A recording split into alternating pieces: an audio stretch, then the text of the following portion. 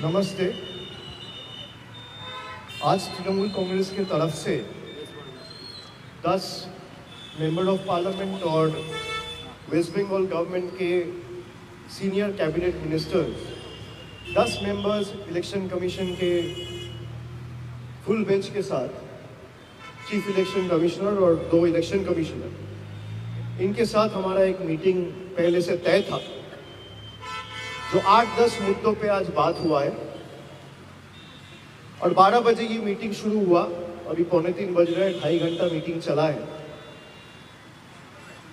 10 मुद्दे पे जो आज हम लोग बात किया है, पिछला बार जब हम लोग आए थे, हमारा पिछला 1 महीना पहले 28 नवंबर को एक 10 लोगों का डेलीगेशन आया था। उसमें 5 सवाल चुनाव आयोग से किया गया था, इलेक्शन कमीशन से किया गया था, जिसका पिछला बार एक भी सवाल का सटीक जवाब नहीं, लेकिन वो लिस्ट अभी तक पब्लिश नहीं हुआ है।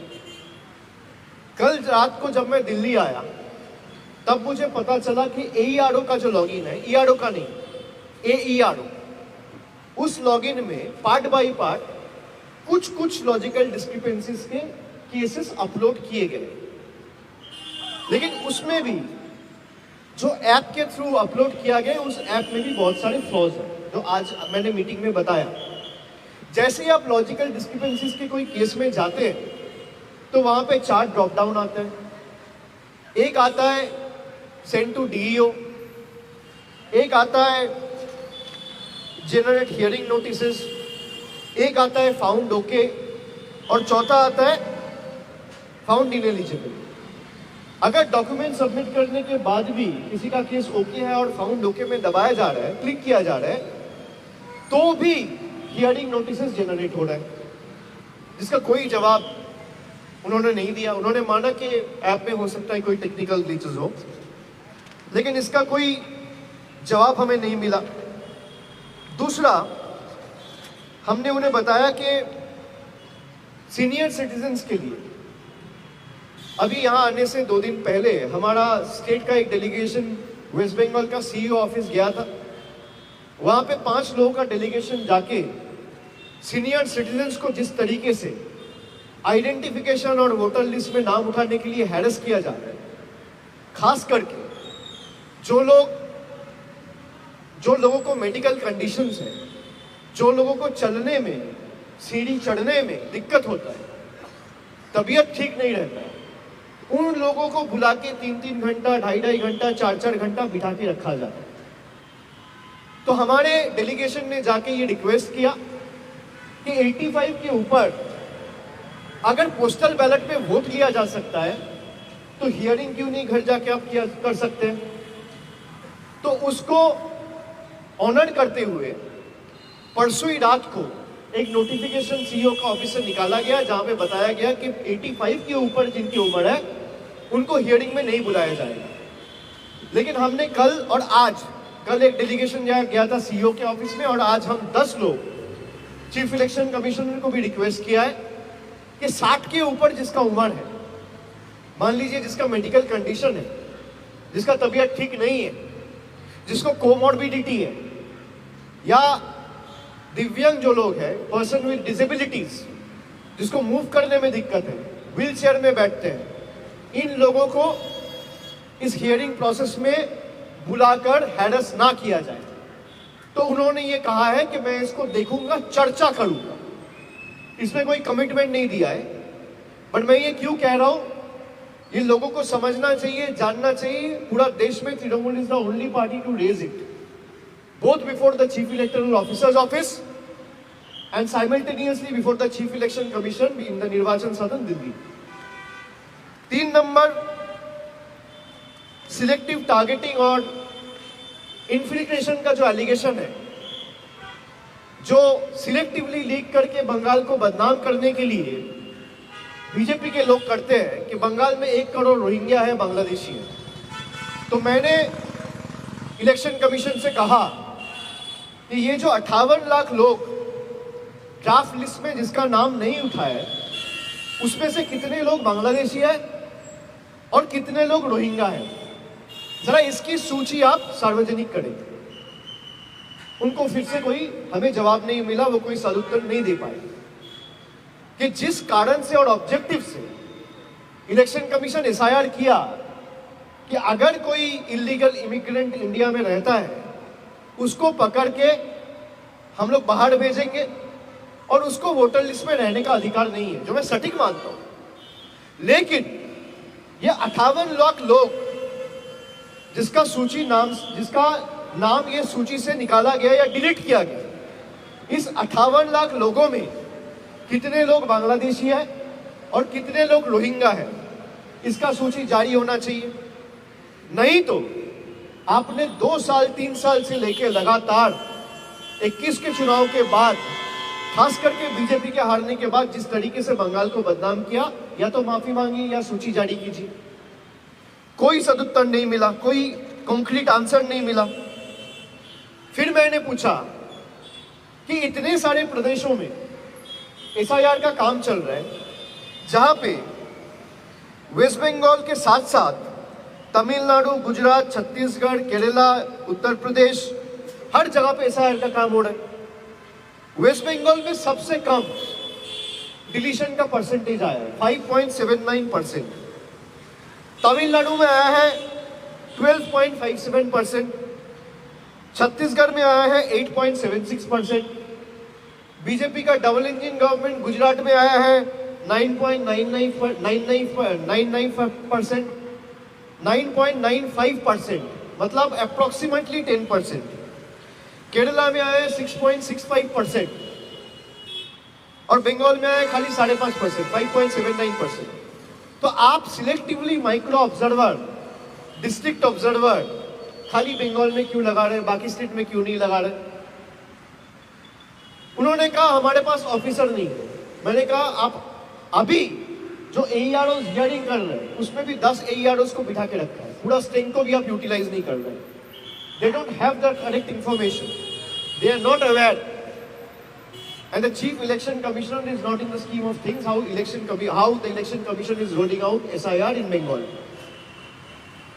ये देख के समझ में आता है कि ऊपर से कोई डिक्टेट कर रहा है और यहाँ बैठ के कोई सॉफ्टवेयर के हिसाब से उसको सैनिटाइज करके चलाया जा रहा है, नोटिस भेजे जा रहे हैं। नहीं तो आप फाउंड डोके में क्लिक करेगा तो हियरिंग नोटिस क्यों जाएगा? फाउंड डोके में क्लिक करेगा तो केस क्लोज होगा। इसका कोई हमें कॉन्क्रीट आंसर नहीं मिला। माइक्रो ऑब्जर्वर का जब हम पूछे कोई कॉन्क्रीट आंसर नहीं मिला।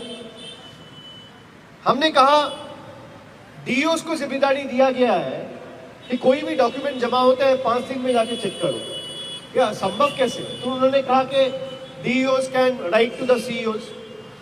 फिर भी जरा आप मुझे बताइए कि मैंने अपने बीएलओ को एक डॉक्यूमेंट दिया कि मैं बंगाल का वोटर हूं, अभी मेरा उम्र हो सकता है 35 साल हो, 40 साल हो, 45 साल हो, लेकिन जब मैं 10th क्लियर किया था तो हो सकता है मैं तमिलनाडु से किया था या राजस्थान से किया था या दूसरा कोई स्टेट का कोई स्कूल से किया था, कॉलेज कोई यूनिवर्सिटी से किया था जो बंगाल के बाहर हो। How is it physically possible for the DEO to verify the document? And there will be thousands of documents, not just 1 or 2. There will be tens, thousands of documents. How is it physically and literally feasible for the DEO to verify those voluminous documents within a short span of 5 days? Isn't this decision arbitrary?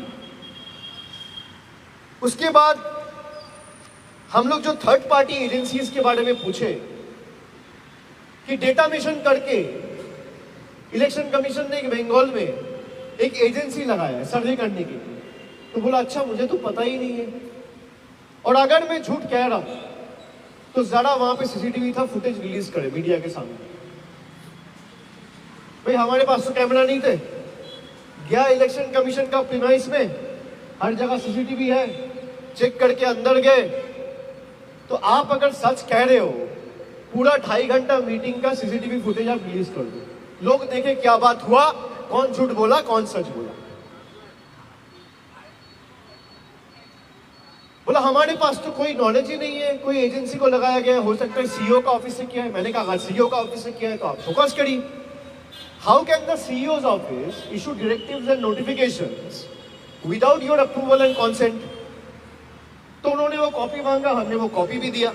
ERO से बिना पूछे नाम delete किया जा रहा है back and से software करके। इसके लिए उनसे सवाल पूछा कि कोई सॉफ्टवेयर यूज करके बिना फॉर्म 7 फिल किए इलेक्टोरल प्रोसेस में कैसे बैक एंड से आप नाम डिलीट कर सकते हो। तो उन्होंने कहा कि अगर किसी ने इन्यूमरेशन फॉर्म नहीं भरा तो उसका नाम डिलीट होगा। मैंने कहा सही है, एकदम सही है। इन्यूमरेशन फॉर्म नहीं भरा, नाम डिलीट होगा। जो जिंदा है उसका नाम कैसे डिलीट होगा? बोला फिर तो वो फॉर्म 6 फिल कर सकता है। मैंने कहा लेकिन जिम्मेदार कौन है? फॉर्म 6 तो फिल कर सकता है, लेकिन ये जो गलती हुआ इसका जिम्मेदार कौन है? ईआरओ है, बीएलओ है, डीईओ है, इलेक्शन कमीशन है, चीफ इलेक्टोरल ऑफिसर्स का ऑफिस है, कौन है? कोई जवाब नहीं मिला। उसके बाद हमने miss interpretation of voter mapping, जब बंगाल में एसआईआर का सूचना हुआ तब, और ये मीडिया में वाइडली रिपोर्टेड था कि 45% लोग अनमैप्ड है, डेटा नहीं मिल रहा है। जब ड्राफ्ट लिस्ट रिलीज हुआ तब हमें पता चला कि 88.2%, approximately 89% people have been mapped, और उसमें से कुछ लोग तो सेल्फ मैप्ड किया है और 40% शायद प्रोजेनी मैप्ड है। तो ये बंगाल के खिलाफ जो बैड पब्लिसिटी है, बैड माउथिंग है, बंगाल को छोटा करने का जो मानसिकता है, बंगाल को नीचे दिखाने का जो मानसिकता है, इसके लिए जिम्मेदार कौन है? We didn't receive any concrete answer. उसके बाद हमने पूछा माइग्रेंट वर्कर्स के बारे में कि आपने कहा कि माइग्रेंट वर्कर्स जब फॉर्म फिलअप हो रहा था तो इन्यूमरेशन फॉर्म फिलअप करते वक्त माइग्रेंट लेबर का फैमिली का कोई भी एडल्ट फैमिली मेंबर 18 साल के ऊपर जिसका उम्र हो वो फॉर्म फिलअप करेगा और उसके साथ वो फॉर्म जमा देगा। तो माइग्रेंट लेबर को खुद आने का जरूरत नहीं है। मान लीजिए किसी का घर है हुगली में और वो काम करता है कहीं बाहर में, तमिलनाडु या पंजाब में, तो हियरिंग में आप उसको फिजिकली बुला के हैरेस नहीं कर सकते। के लिए उन्होंने भी बोला है कि भाई हियरिंग वेन्यूज को मैं डिसेंट्रलाइज करूंगा और डीएम्स के पास और डीईओस के पास ये डिस्क्रिशन है, they can use their own discretion and increase the number of venue. तो ये चीज स्टेट को उन्होंने लिखित में दिया नहीं था, आज मुझे बोला, पता चला, तो we will look into it कि अगर हियरिंग वेन्यूज बढ़ाया जा सकते हैं तो लोगों को दिक्कत नहीं होगा। उन्होंने बोला कि आपके BLA-2 क्यों हियरिंग वेन्यू में जाएगा? मैंने बोला क्यों नहीं जाएगा? अगर BLA-2 बूथ में बैठ सकता है, पोलिंग स्टेशन में बूथ का एजेंट बैठ सकता है पार्टी का, जब आप इन्यूमरेशन फॉर्म डिस्ट्रीब्यूट कर रहे हैं तब BLO के साथ BLA-2 जा सकता है, तब हियरिंग में BLA-2 क्यों नहीं जाएगा? बोला नहीं जाना चाहिए। मैंने बोला ठीक है, नहीं जाएगा, आप सर्कुलर इशू करो। बोला मैं सर्कुलर इशू नहीं करूंगा। मैं बोला सर्कुलर इशू नहीं करेगा तो BLA-2 रहेगा। अब ये जो जोर जबरदस्ती मानसिकता, वो सर्कुलर इशू इसलिए नहीं कर सकता क्योंकि circular will be challenged in the court of law. अगर आप ओरली बोलते हैं उसका कोई वैल्यू नहीं है। तो अगर इलेक्शन कमीशन को लगता है कि भाई BLA-2 नहीं रहेगा, और मैं ये दोबारा दोहराना चाहता हूं, यही सब गलती कांग्रेस ने किया है। आम आदमी पार्टी दिल्ली में पकड़ नहीं पाया, बिहार में आरजेडी कांग्रेस पकड़ नहीं पाया, इसलिए बीजेपी 88% का स्ट्राइक रेट लेके जीता है। बीजेपी महाराष्ट्र जीता है, स्ट्राइक रेट है 88%। बीजेपी दिल्ली जीता है, स्ट्राइक रेट है 88%। बीजेपी बिहार जीता है, स्ट्राइक रेट है 88%। ये कोइंसिडेंस लगता है आपको? वोट चोरी तो यहां हो रहा है, वोट चोरी ईवीएम में नहीं हो रहा है। ये मैं दौड़ा देता हूं, ये ईवीएम जो भी कहता है जिसको चुनाव कराना आता है वो वोटर लिस्ट में नजर दे। वोटर लिस्ट में चोरी हो रहा है, और यही चीज कोई और पॉलिटिकल पार्टी पकड़ नहीं पाया। अगर कोई पॉलिटिकल पार्टी कांग्रेस ये पकड़ लिया होता, हरियाणा से, महाराष्ट्र से, न्यू दिल्ली से, बिहार से, चारों स्टेट में बीजेपी हारती। जब आप प्रेस कॉन्फ्रेंस करें एसआईआर के टाइम में, तब आपने बोला कि भाई रिलेटिव की जगह पे चाहे आपका चाचा हो, आपका पिताजी हो, कोई भी उस जनरेशन को तो आप डाल सकते हो। अभी आप रिलेटिव की जगह पे देखो, माँ बाप छोड़ के कुछ नहीं आते। तो मैंने पूछा, बोला नहीं, वो पत्रकारों को मैंने अलग जवाब दिया था। क्या जवाब दिया था? भाई आप या तो 2 महीना पहले जो कहा था वो झूठ है, या आज जो कह रहे हो वो झूठ है? दोनों सही तो नहीं हो सकता। मैं उनको इतना ही बताना चाहता हूं कि बीजेपी पूरा जिंदगी देश नहीं चलाएगा, लेकिन देश का संविधान रहेगा। Make sure you operate and works, make sure you operate and work remaining within the ambit and yardsticks of law. अगर आपको लगेगा कि भाई सत्ते में रहने वाला लोग तो है ही, मेरे साथ बचा लेंगे, वो खुद नहीं बचेंगे जिस दिन सरकार बदलेगा। मुझे इतना ही बताना था।